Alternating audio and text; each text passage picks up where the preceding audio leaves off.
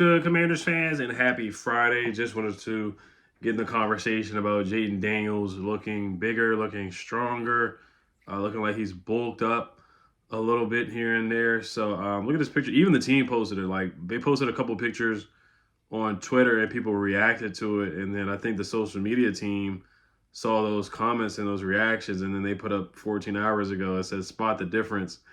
And I'm putting it up right here. It has Jayden Daniels, but you see his arms are cut up. Now he does have the sweatpants on, so you can't see his legs, but he has the beanie on, and they have the SpongeBob where the SpongeBob has the strong arms after you worked out. So that is pretty funny, and like I mentioned in my last video where I talked about him bulking up, where people kind of saw it like a couple weeks ago, even before this picture came out yesterday or 2 days ago. It's funny they make this SpongeBob meme because I know last year, I hate to brag on Emmanuel Forbes, but I think around this time last year, Emmanuel Forbes took a picture with a high schooler, and then somebody edited the SpongeBob legs on his legs because the high schooler who was at his camp looked bigger and stronger than Emmanuel Forbes. But let's get back to Jayden Daniels here. So Jayden Daniels looks like he has put some muscle on now. I've always said that. Now Jayden Daniels, how big is he? He's what, like 210? He's listed as 210 on Pro Football Reference, 6'4", 210. Now there's pros and cons to bulking up and gaining the weight. Now, of course, the pros are taking on hits, physicality, maybe quarterback sneaking, or 4th and 1, even though that's something that we don't really need to do. Because he just converts on 4th down anyway. He was like 12 for 12 on 3rd and 1 and 4th and 1 situations last year, which is just insane. I think there was a statistic that said that. I think in rushing situations, I gotta find that stat. I might actually put that on the screen as well, which showed how good Jayden Daniels was or is. And of course, you look at LSU.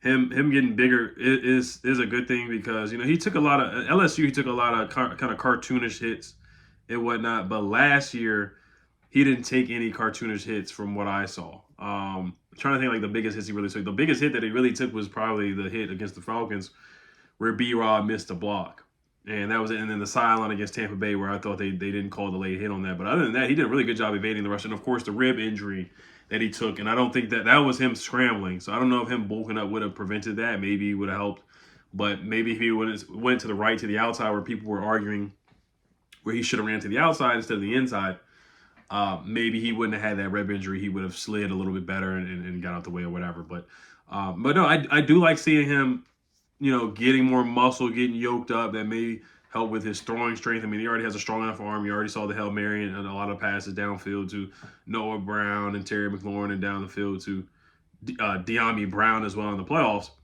But my only concern is just the elusiveness. And I don't think it's going to take away his elusiveness. But clearly, of course, the best part of his game is that elusiveness.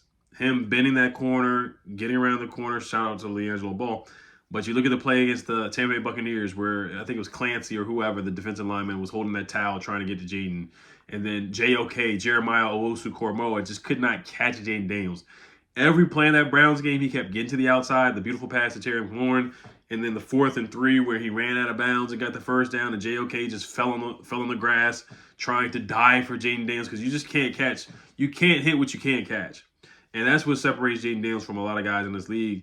And that's a big reason why he had 815 or 800 rushing yards last year. It led the team in rushing yards, which is something that I don't want to see again, but it possibly could happen with B-Rob being our number 1 back at this point.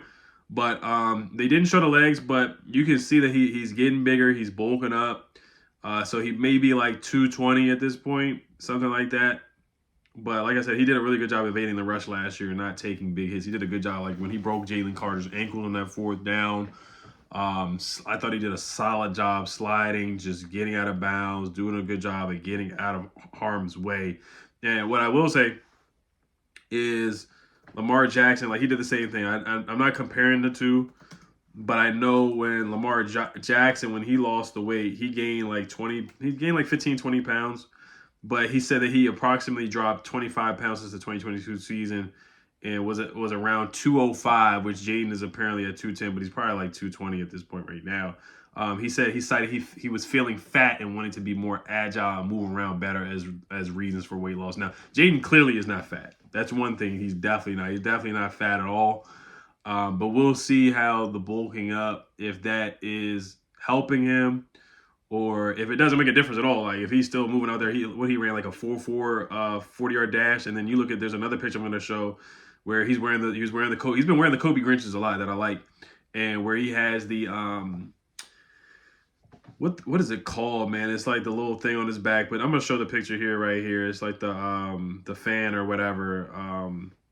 I don't know what it's called, but he has it on. It's like a kite or whatever, but he has it on his back. He looks like he's moving very, very quickly.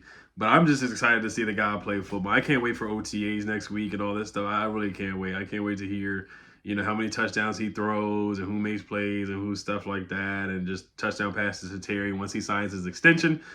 Hopefully he signs the extension before OTAs next week, which is May 28th to the 30th. That's what I'm hoping for. But yeah, it's just something intriguing to see, something to talk about. Like I said, you look at this one picture and then the other picture where he does look really, really, really bulked up. You see his arms cut up, he's rocked up, yoked up.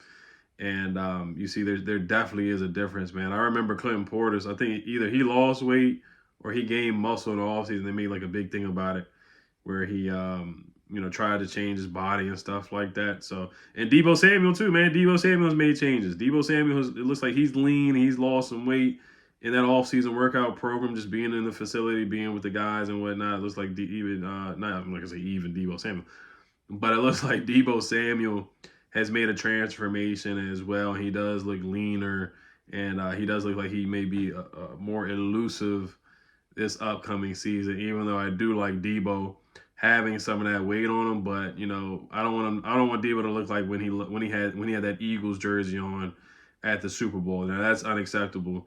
But I do like the way that Deebo looks lean right now. That is what I'm looking forward to. A quick, in shape, elusive Deebo Samuel, and we'll see if this makes a difference for Jayden Daniels at all. So we'll see about that. But I'm excited for OTAs next week, guys. Like I said, I'm looking forward to the cornerback room, and I'll show a couple pictures here of OTA phase 2.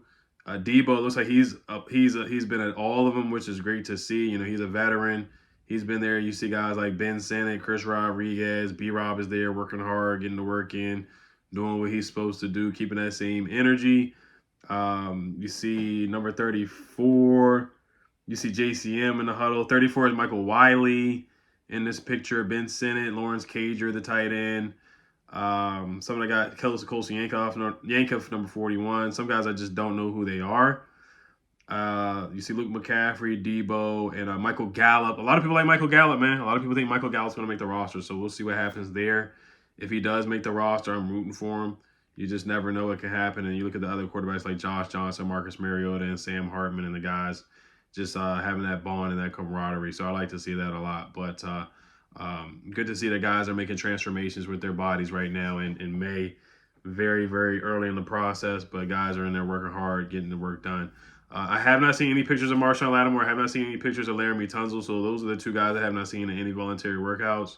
If you see the guy who's holding the football at the bottom of the quarterback picture, that's John Madden's grandson right there, holding the football on the ground, looking like a ball boy. But he is a coach, so no disrespect to him. But all right, you guys, you guys have a great weekend as always. Have a great Memorial Day weekend. Enjoy your 3-day weekend. Let's go Defenders. Let's get this win this weekend. They did clinch the playoffs. Shout out to the DC Defenders. Everybody have a great weekend. Throw something on the grill for me, some ribs, some dogs, burgers, glizzies, all that good stuff, some wings and all that.